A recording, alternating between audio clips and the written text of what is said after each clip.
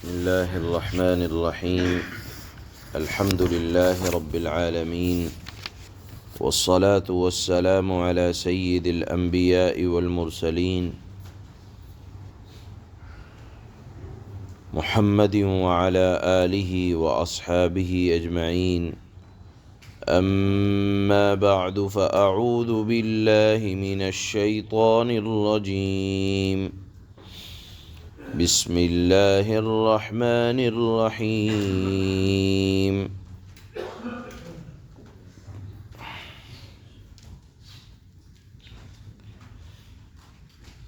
نزل عليك الكتاب بالحق مصدقا لما بين يديه وأنزل التوراة والإنجيل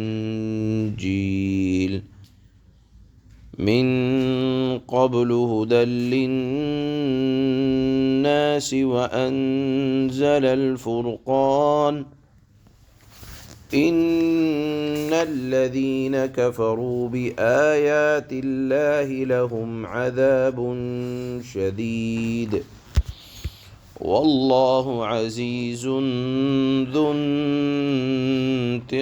انتقام. صدق اللہ مولانا العلی العظیم.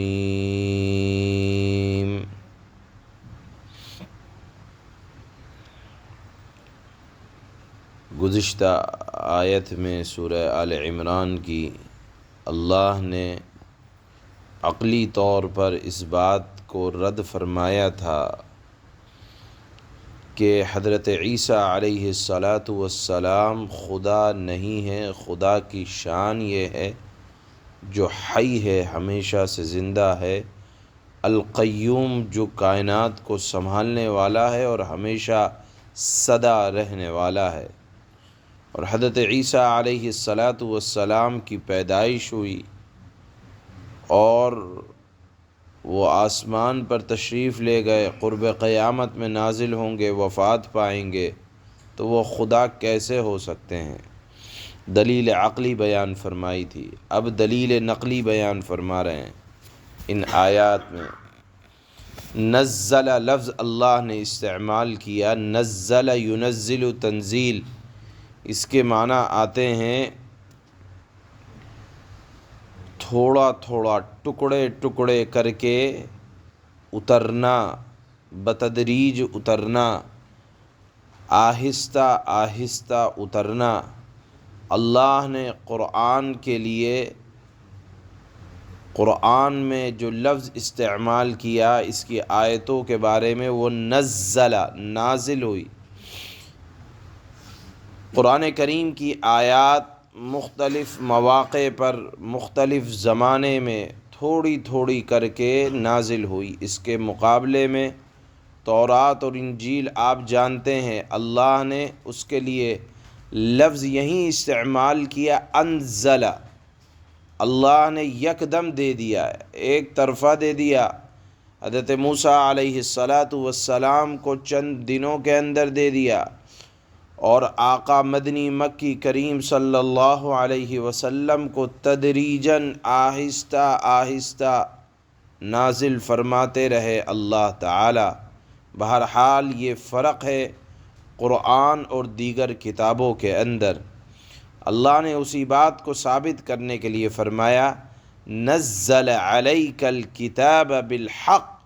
اللہ تعالی نے آپ پر کتاب کو تھوڑا تھوڑا کر کے نازل کیا انصاف کے ساتھ.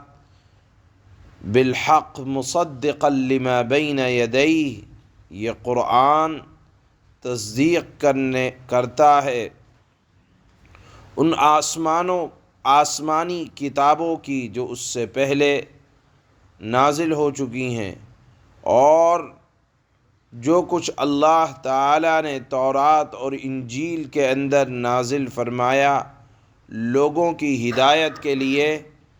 اور اللہ تعالیٰ نے انبیاء کو بھیجا لوگوں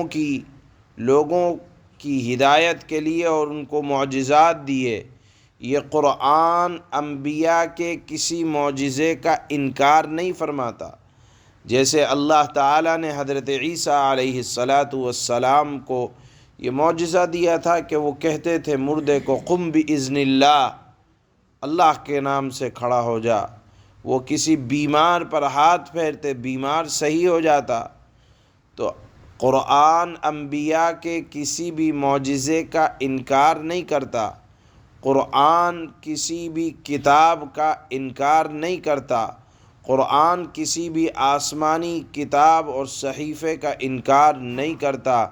اللہ نے فرمایا کہ قرآن سے پہلے یہ کتابیں نازل ہو چکی ہیں، اب ان کتابوں کے اندر اگر کہیں لکھا ہو کہ میں یعنی حضرت عیسیٰ علیہ السلام اللہ کا بیٹا ہوں، یا یہ لکھا ہو کہ حضرت عیسیٰ علیہ السلام اللہ کے بیٹے ہیں، اور وہ کسی کو اپنے اللہ کی اجازت کے بغیر، اللہ کی مرضی کے بغیر اپنی طرف سے کسی کو دکھ اور تکلیف کو دور کر دیں، یہ ہو نہیں سکتا، کیونکہ وہ کسی کو اگر زندہ بھی کرتے تھے تو کہتے تھے قم بإذن اللہ، اللہ کی اجازت سے کھڑا ہو یا اللہ کی مرضی سے صحیح ہو جا، لہذا وہ خدا نہیں ہو سکتے۔ بات یہ چل رہی ہے کہ نہ تو قرآن میں یہ ذکر ہے، نہ خود حضرت عیسیٰ پر جو کتاب نازل ہوئی انجیل، نہ اس میں ذکر ہے، اور جب کہ قرآن اس کتاب کی تصدیق کرنے والا ہے، اور تو اور خدا وہ ہوتا ہے جس کو نہ دکھ پہنچے نہ تکلیف پہنچے۔ اب آپ دیکھیں ان کے بقول خود حضرت عیسیٰ علیہ السلام کو سولی دی گئی، تو جو ذات اپنے سے دکھ اور تکلیف کو دور نہ کر سکے وہ خدا کیسے ہو سکتا ہے کہ وہ کسی اور کے دکھ اور تکلیف کو اپنے ذمے لے لے؟ خدا کو تکلیف کا پہنچنا یہ محال ہے، اور یہ خود مانتے ہیں اس بات کو کہ حضرت عیسیٰ علیہ السلام کو یہودیوں نے سولی دی، تو وہ خدا کیسا خدا ہے جو تکلیف اٹھائے، یا وہ خدا کیسا خدا ہے جو اپنی ذات سے تکلیف کو دور نہ کر سکے؟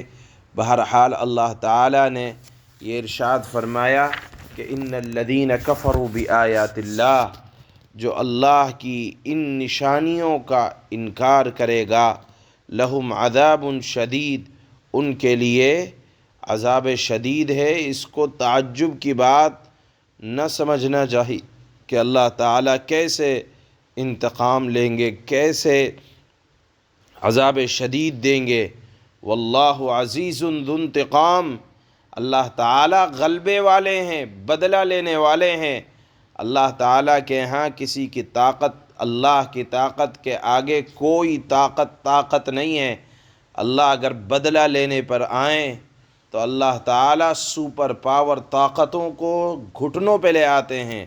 یہی اللہ نے فرمایا عزیزٌ، بڑے غلبے والے ہیں، ذو انتقام، اللہ اگر بدلہ لینے پر آ جائیں، اللہ کا مقابلہ یا اللہ کی طاقت کا مقابلہ کوئی کر نہیں سکتا۔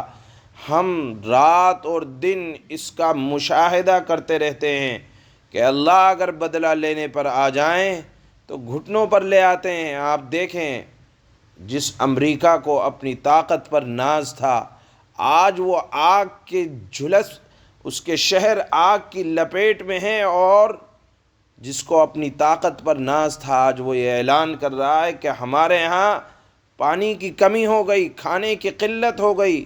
جس کو اپنی طاقت پر یہ ناز تھا کہ ہمیں کوئی ہرا نہیں سکتا، لیکن اللہ اگر کسی سے بدلہ لینے پر آئیں، اللہ تعالیٰ اگر انتقام لینے پر آئیں، اللہ تعالیٰ نے فرمایا ہے کہ میں غلبے والا ہوں۔